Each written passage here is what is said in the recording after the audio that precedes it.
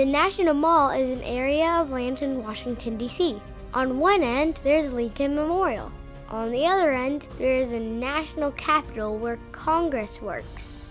To the north, there's the White House. To the south, there's the Jefferson Memorial.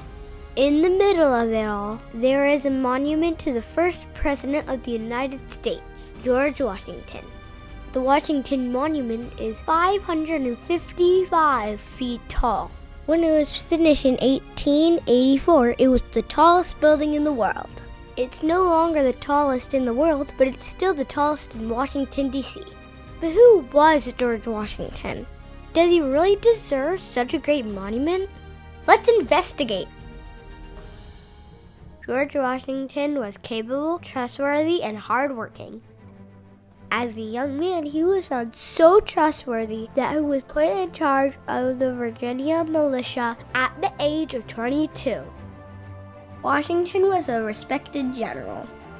Though not known for major victories, Washington kept his army together in very difficult circumstances. And he defeated Great Britain, which was much bigger and richer. What about slavery? Washington held hundreds of enslaved people over the course of his life. But compared to other enslavers of his time, he was a radical. He refused to break up families, and often he said he hoped for an end to slavery.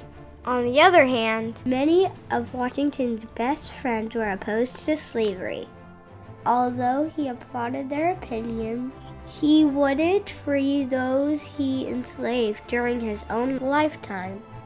Finally, was Washington a good president? Washington tried not to take sides in political debates. He just wanted to do the right thing. Overall, Washington wasn't perfect, but he was still pretty great. The Washington Monument is a fitting tribute to his legacy. Let's go visit the monument. The Washington Monument is amazing. The park police sometimes travel by horse. It's surrounded by 50 flags, one for each state.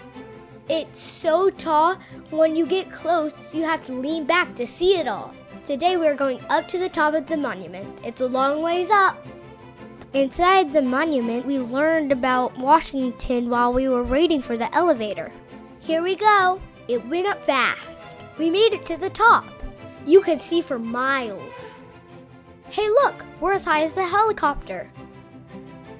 There's the National Mall with the Capitol building at the end of it. Here's the World War II Memorial and the Lincoln Memorial off in the distance.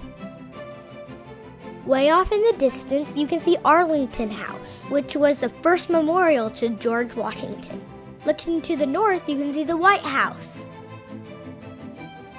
As you wait for the elevator to go down, you can learn more about the monument. This is inside of the Washington Monument, where we are right now.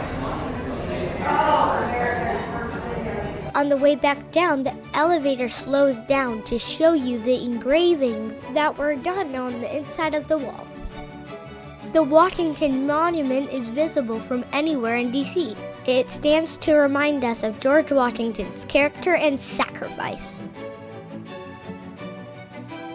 Careful, the top is pointy. See you on the next part!